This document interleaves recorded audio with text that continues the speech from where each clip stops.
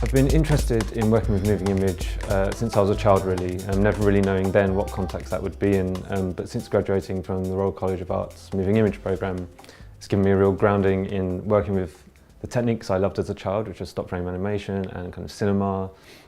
but working with those in a fine art context.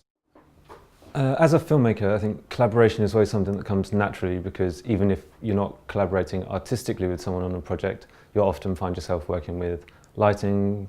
sound, camera people. There's always an element of collaboration, and that's always something I've really enjoyed. Fortunately, because I enjoy collaboration so much, I end up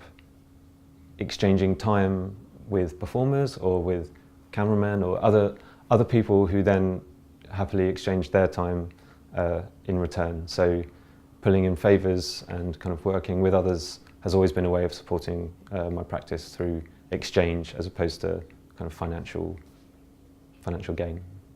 I found lately I've been collaborating a lot with performers because I use them in my work, specifically dancers. I'm interested in the body and the way it moves, and I find dancers have an awareness of that. And I'm never asking anybody to act or learn lines because I rarely work with dialogue. So working with dancers has become really important, and then increasingly that's led to working with choreographers, whether that's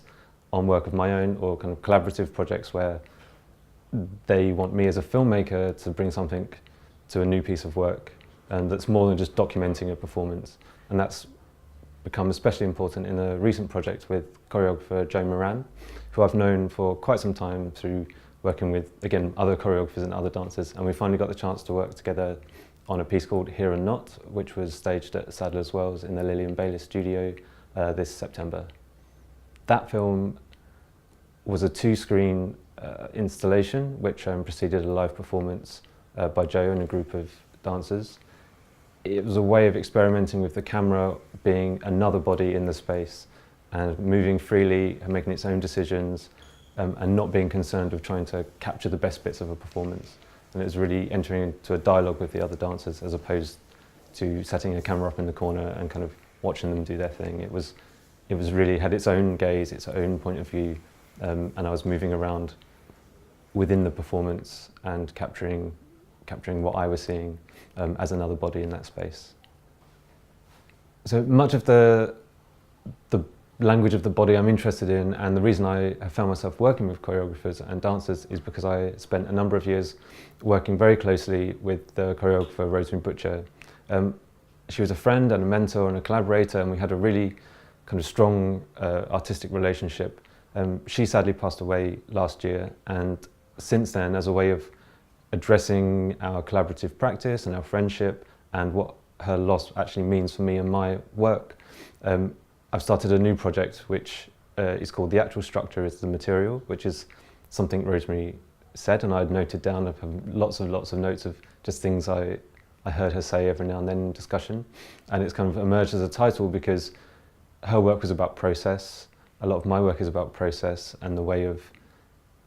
making films with no beginning and end, and her choreographies also had no beginning and end. They're about time and duration and waiting and stillness and slow pace, and these are very much things that her influence has had on me, and I'm kind of exploring that through two sites, one in Dartmoor near Castle Drogo, which is an Iron Age rampart, and one in Munich, which is an abandoned Olympic railway station.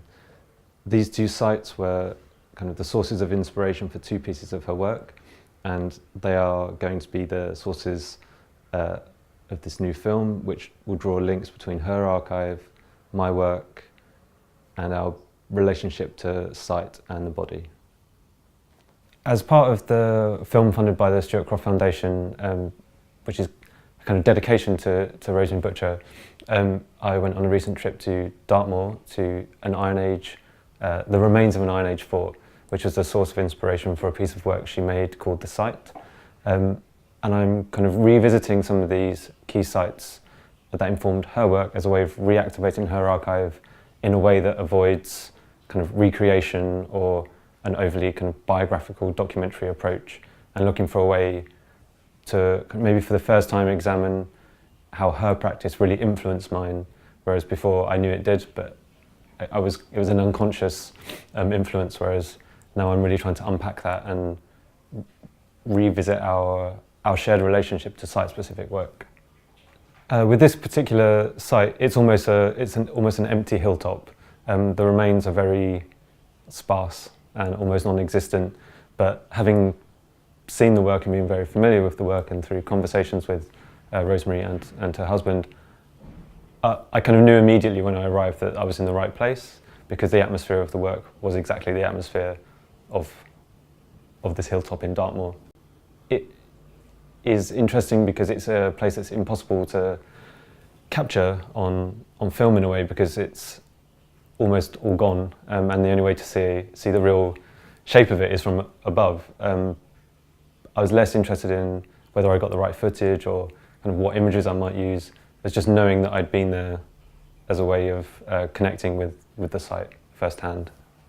I'm looking to take my work into a bit more of a live context, working probably still alongside video installation, but with a live performed element. But as part of that, I'm wanting to take part in a variety of movement classes and techniques myself to gain a better physical understanding of stuff that I feel I know a lot about through observation and through kind of absorbing knowledge from choreographers and performers. But the kind of point of taking part in these things myself is not necessarily to be a live performer, but to be able to communicate in a more physical manner with performers and my work itself. It's growing.